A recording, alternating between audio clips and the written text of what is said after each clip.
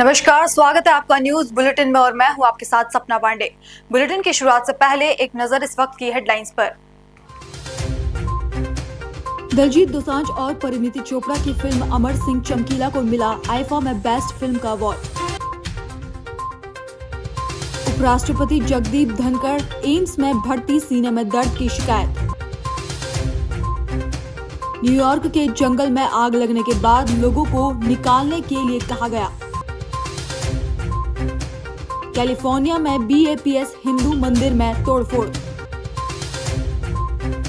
नागपाड़ा इलाके में पानी की टंकी साफ कर रहे थे मजदूर, 4 की दम घुटने से मौत।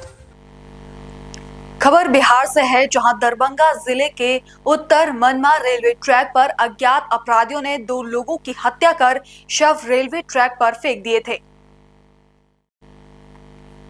पुलिस ने उक्त घटना में छापेमारी कर घटना में सम्मिलित अभियुक्तों को चंदौला कॉलेज के पास से एक मोटरसाइकिल के साथ गिरफ्तार किया। अच्छा, ये लोग जो मरे हैं कौन है? ये मेरा एक भाई है, अपना सगा एक लड़का है मेरा। अच्छा, क्या नाम है?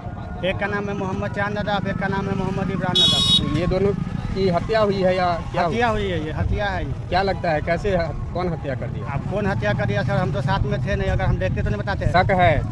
सुनिए ना मेरे को, आप शक क्या, मैं तो देखा नहीं है। अब मेन बात ये है, गाड़ी भी दोनों का, अब दोनों का गाड़ी भी गायब है। कौन सा गाड़ी? मोटरसाइकिल? मोटरसाइकिल से दोनों था, दोनों का गाड़ी भी गायब है। एगो गाड़ी अपाची है, एगो गिलम्बर है। अच्छा, ये दोनों कहाँ गए थे? घर से कुछ बता के निकले थे क्या?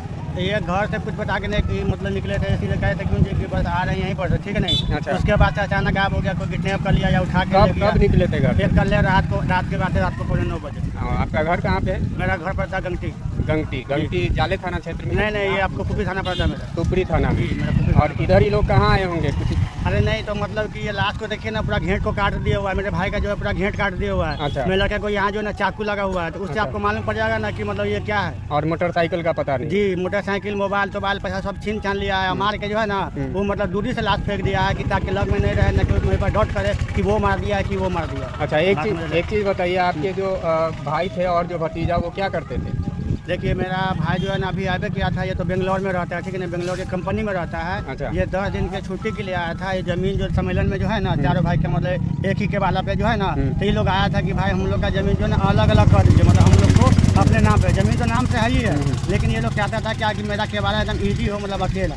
हम कहे ठीक है भाई, आना, प्रतिज्ञा करना, कागज में भर कर रखना, और तुम्हारा जमीन तुम्हारे हवाले मिल जाएगा। अच्छा। वैसे तो कब्जा में तो है ही है। और भतीजा क्या करता था? जो भतीजा नहीं, मेरा लड़का है वो सगा। अच्छा, सगा लड़का। हाँ वो क्या जी, करता था? वो इब्राहिम जो है ना, वो मतलब वो भी बेंगलोर रहता था, वो भी कंपनी में। तो उसको मैं बुलवाया था, मतलब बहुत दिन हो गया था इससे मिलने के लिए। तो इसको मैं फ़ोन करके बुलवाया था कि आज मतलब मिलना, एक आध हफ्ता रहना, फिर अपना वापस चले जाना। अच्छा। ये कब से जाने बोल रहा था, तो मैं बोला था उसको एक आध हफ्ता और रुक है, फिर चले जाना, मतलब जल्दी के अभी तो अबे किया था। अच्छा, कितना दिन पहले ये लोग आए थे? ये चांद को आके जो है ना 5 दिन हुआ, ठीक है नहीं। अच्छा। और मेरे लड़का को आके जो है ना 15-20 दिन हो गया था उसको। तो ये मेरे साथ में रहता था। मेरा दुकान कुपरी में है। कुपरी जो है ना, मतलब कि ये आपका अंदर में जो है ना, खस्सी बाजार जो है ना, छोटू खस्सी वाला के सामने मेरा दुकान है। किस चीज़ का दुकान? मेरा दुकान चाय का है। चाय का दुकान है। चाय वगैरह। अच्छा, एक चीज़ और बता दीजिए कि आपका जो लड़का है वो शादीशुदा था? नहीं, उसका शादीशुदा नहीं था, उसका शादी लगा हुआ था, वो कुमारे था। बड़ी खबर उत्तर प्रदेश के बरेली से है, जहां होली त्योहार से पहले पुलिस ने जनता को दिया तोहफा। गुम हुए 215 मोबाइल पाकर खिल उठे मोबाइल मालिकों के चेहरे। लगभग 40 लाख रुपए कीमत के मोबाइल हुए बरामद। कुल 215 मोबाइल पुलिस विभाग द्वारा किए गए बरामद। एसपी सिटी मानुष पारिक ने पुलिस लाइन में की प्रेस वार्ता।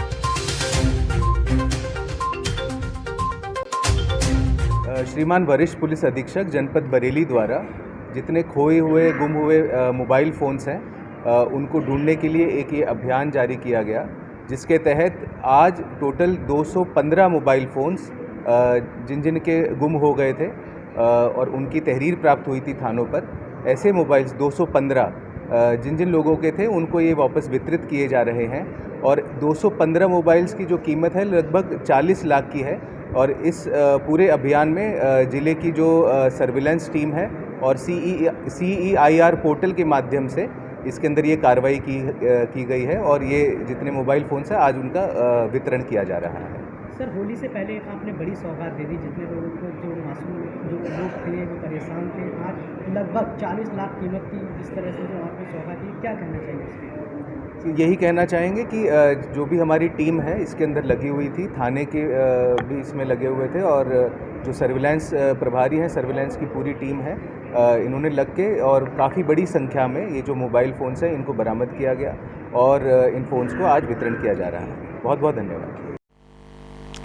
विधानसभा बजट सत्र से पहले हुई सर्वदलीय बैठक पर हिमाचल प्रदेश विधानसभा में नेता प्रतिपक्ष जयराम ठाकुर ने कहा, हिमाचल प्रदेश में अब केवल 2 ही दल हैं, कांग्रेस जो सत्ता में है और विपक्ष में भाजपा। दोनों दलों ने जो हमारे विधायक थे उनकी बैठक हुई। हमने इस बात का आग्रह किया कि विपक्ष को चर्चा के दौरान ज्यादा महत्व दिया जाए, क्योंकि जनहित के मुद्दे उठाने की दृष्टि से विपक्ष की बहुत महत्वपूर्ण भूमिका है। विधानसभा का बजट सत्र कल से शुरू होने जा रहा है और उससे पहले एक जो परंपरा रही है उसके अनुसार जो है वो सभी दलों की बैठक होती है। अब हिमाचल प्रदेश में अब दल सिर्फ 2 ही है,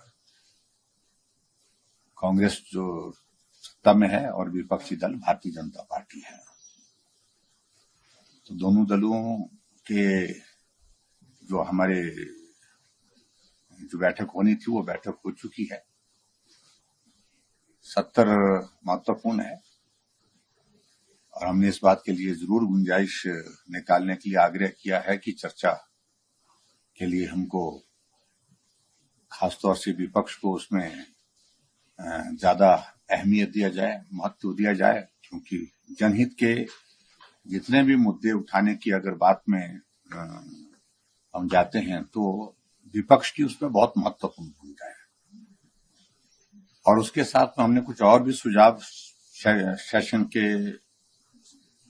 संबंधित हमने दिए हैं, जो होली की छुट्टी है, फिर वर्किंग डे है, उस सारी चीज को लेकर के हमने कहा कि उस सारी चीज को लेकर के भी विचार किया जाए कि कैसे हम कर सकते हैं। और जो जनहित के मुद्दे हैं हिमाचल प्रदेश की विधानसभा के अंदर हम उन मुद्दों को उठाएंगे। बजट सत्र है तो स्वाभाविक रूप से जिसमें पहले महामहिम राज्यपाल जी के अभिभाषण पर चर्चा होगी और उसके बाद बजट प्रस्तुत होगा तो बजट पर चर्चा होगी। और हिमाचल प्रदेश के जो लोगों से जुड़े हैं मसले हैं, जितने भी मसले हैं वो हमने लिस्ट आउट किए हुए हैं।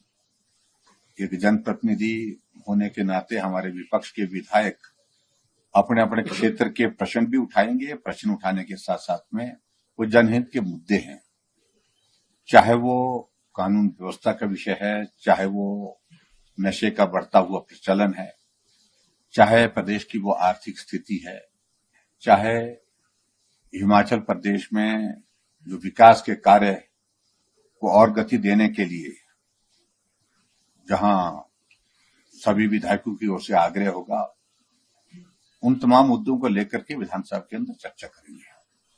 तो बैठक में जो है वो सौहार्दपूर्ण माहौल में बातचीत हुई है और सत्र के संचालन में विपक्ष की ओर से निश्चित रूप से मुद्दे उठाने में कोई कमी नहीं छोड़ेंगे। जो महत्वपूर्ण मुद्दे हैं उन मुद्दों को उठाएंगे और उसके साथ साथ में जो सौहार्दपूर्ण वातावरण विधानसभा के अंदर रहे, ये सत्ता पक्ष पर भी निर्भर करेगा और विपक्ष सत्ता पक्ष के रवैये, सत्ता पक्ष के व्यवहार, सत्ता पक्ष के काम करने के तौर तरीके से लेकर के जो है वो उस पर ही आकलन करेगी और उसके बाद ही उस सारी चीज को लेकर के हमारी विधानसभा के अंदर हमारी स्ट्रेटजी विपक्ष की फाइनल होगी। एनटीपीसी कर्मचारी की हत्या पर केंद्रीय मंत्री मनोहर लाल खट्टर ने कहा, वहां झारखंड की सरकार ने कुछ लोगों को पकड़ा है। मैं पीड़ित परिवार के प्रति संवेदना व्यक्त करता हूं और मृतक को श्रद्धांजलि अर्पित करता हूं। हमारे विभाग के कुछ मानदंड है जिसके आधार पर हमने उनकी सहायता की है। कुल मिलाकर 3 करोड़ 10 लाख रुपए विभाग की ओर से मृतक के परिवार को दिए जाएंगे। हमको एक समाचार शायद मिला होगा, बहुत दुखद समाचार है कि एनटीपीसी के हमारे एक इंजीनियर श्री कुमार गौरव जो 8 तारीख को सुबह 9 बजे उनको किसी व्यक्ति ने उनको निशाना बनाकर गोली मारी। बाद में उनका देहांत हो गया, उनकी हत्या एक प्रकार से हुई और ये जानकारी मिल रही है कि वहाँ की सरकार ने कुछ लोगों को पकड़ा है। अब उसका मोटिव नहीं पता लगा कि क्या हुआ क्या नहीं हुआ, लेकिन मैं उस परिवार के प्रति अपनी सहानुभूति रखता हूँ और मृतक के प्रति श्रद्धांजलि व्यक्त करता हूँ। एक जानकारी आपके माध्यम से देना चाहता हूँ कि हमारे डिपार्टमेंट का यानी एनटीपीसी का कुछ नॉर्म्स हैं, उसके आधार के ऊपर हमने सहायता उनकी की है और उस सहायता के अंदर कुल मिलाकर 3 करोड़ 10 लाख रुपया कैश जो उस एम्प्लॉय के अपने जो स्कीम्स होती हैं जिसके अंदर उन्होंने उसमें भाग लिया होता है, चाहे वो ग्रेजुएटी है, पीएफ है, लीव एनकैशमेंट है, ग्रुप पर्सनल एक्सीडेंट इंश्योरेंस है, स्नेह किरण एम्प्लॉय कंट्रीब्यूशन जो वहाँ पर है 34 लाख उसका है, ग्रुप इंश्योरेंस और एम्प्लॉयज डिपॉजिट लिंक इंश्योरेंस, ये सब मिलाकर के 3 करोड़ 10 लाख रुपया डिपार्टमेंट ने उनके परिवार को दिया है। और उनकी पत्नी, उनको भी 1 लाख रुपया या उनकी जो पेंशन का हिस्सा बढ़ता था उस हिसाब से उनको जब तक उनकी रिटायरमेंट की जो नोशनल डेट है फरवरी 2043 अर्थात लगभग 19 वर्ष तक ये पैसा उनको मिलेगा। उनके बच्चों को वहाँ टाउनशिप स्कूल जो है उसमें पढ़ाई मिलेगी और उनके मेडिकल जो हेल्प है वो भी सब उनको लगातार की जाएगी। तो इस प्रकार से ये सहायता दी जाएगी। मैं भी अपनी ओर से, डिपार्टमेंट की ओर से पावर ग्रिड के बंधुओं को कहूँगा कि उस राशि में 3 करोड़ 10 लाख में 25 लाख रुपए और बढ़ा करके दे ताकि राशि 3 करोड़ 35 लाख हो जाए। तो इस नाते से ये एक जानकारी आपको देनी थी। हम हर संभव प्रयत्न हमारे सरकार का, चाहे प्रांत सरकार करे अथवा हम केंद्र सरकार की ओर से ऐसे जो जुर्म करने वाले लोग हैं उनको पकड़ करके उनको सजा दिलाने का काम हम करेंगे। खबरों का सिलसिला आगे भी जारी है, फिलहाल लेते हैं एक छोटा सा ब्रेक।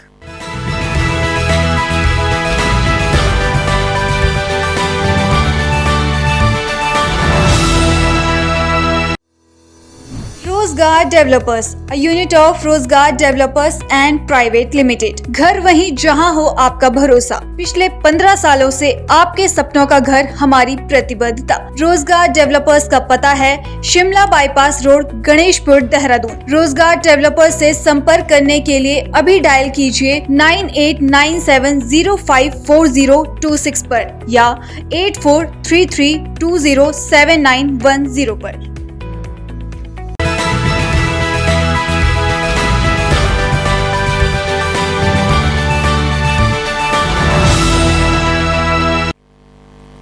ब्रेक के बाद आपका फिर से स्वागत है।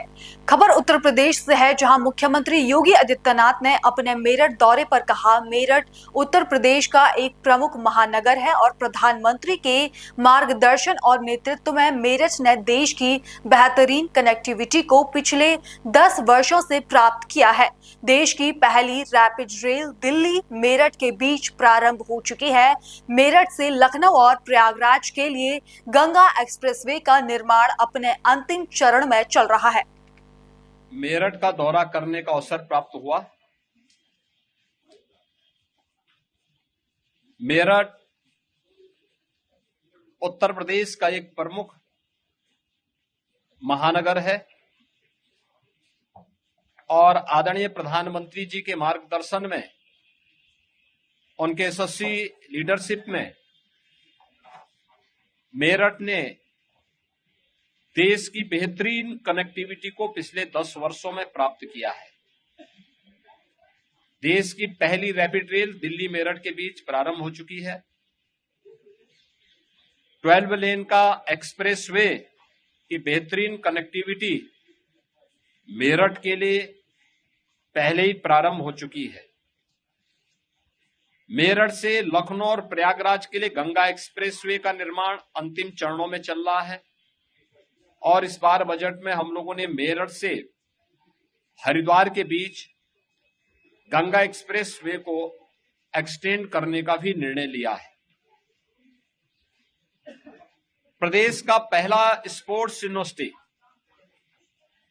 हॉकी के जादूगर मेजर ध्यानचंद जी के नाम पर इसी मेरठ में बन रहा है। आज प्रातःकालीन सत्र में मैंने वहां का निरीक्षण भी किया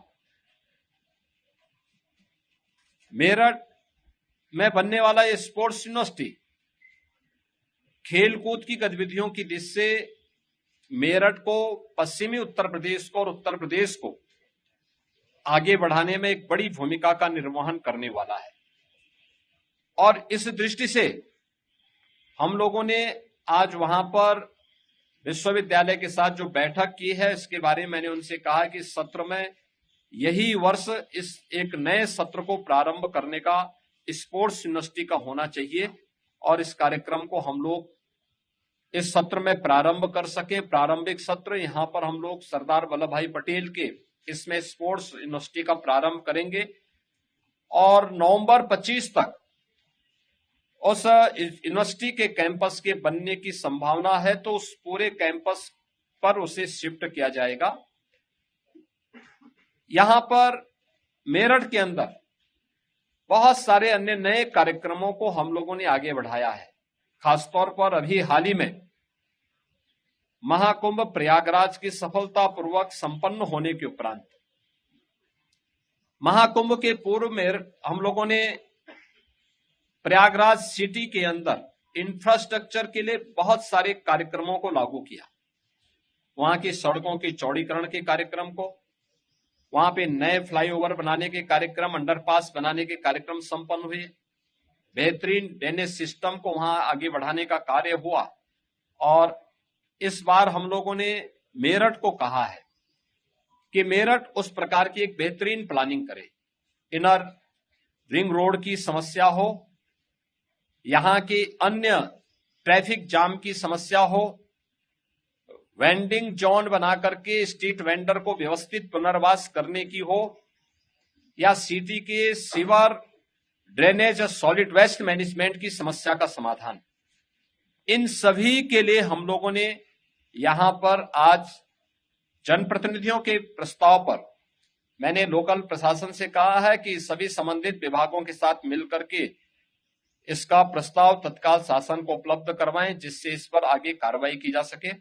और मुझे पूरा विश्वास है कि समय से ये प्रस्ताव प्राप्त होने के उपरांत सरकार इसके लिए भी आवश्यक धनराशि उपलब्ध करवाएगी, जिससे मेरठ सिटी को अत्याधुनिक सुविधाओं और इंफ्रास्ट्रक्चर से युक्त करते हुए हम लोग इसे और अच्छी सुविधाओं से युक्त करते हुए आगे बढ़ा करके यहाँ के नागरिकों को बेहतरीन सुविधाएं उपलब्ध करा पाएंगे। आज इसीलिए मैं मेरठ में आया था। यहां पर हम लोगों ने युवा उद्यमियों के लिए भी एक नई स्कीम को जो लागू किया है, सीएम युवा उद्यमी स्कीम। मेरठ और सहारनपुर कमिश्नरी के 1070 युवा उद्यमियों को आज ऋण वितरण के एक बड़े कार्यक्रम को आगे बढ़ाया है। यह स्कीम अब तक बहुत लोकप्रिय स्कीम हुई है। हमें इस सत्र में 31 मार्च तक 1 लाख लोगों को चयन करना था और अभी तक 2,67,000 से अधिक आवेदन हमारे पास आ चुके हैं। 1 लाख से अधिक के लोन को स्क्रीनिंग करते हुए बैंकों को भेजा जा चुका है, जिसमें बैंकर्स ने अब तक 25,000 से अधिक का लोन भी स्वीकृत कर लिया है। इसमें सरकार मार्जिन मनी भी दे रही है और इंटरेस्ट फ्री लोन उन्हें उपलब्ध कराने के लिए सरकार आगे बढ़ा रही है, जिससे नए उद्यमी नए रोजगार के और नौकरियों के सृजन की दिशा में आगे बढ़ सकें। ये स्कीम यहाँ के युवाओं में इसके प्रति काफी जागरूकता थी। मुझे पूरा विश्वास है कि इसका लाभ यहाँ के उद्यमी लेंगे और इसीलिए होली के पूर्व इसकी उपहार देने के लिए ही आज मैं यहाँ पर आया था। मुझे अच्छा लगा, जनप्रतिनिधियों ने विकास कार्यों में भी रुचि ली है और साथ साथ भावी योजनाओं के प्रति भी रुचि दिखाई है। धन्यवाद। फिलहाल न्यूज बुलेटिन में इतना ही। देश और दुनिया की तमाम खबरें देखने के लिए बने रहिए पल्स 24 न्यूज के साथ। नमस्कार।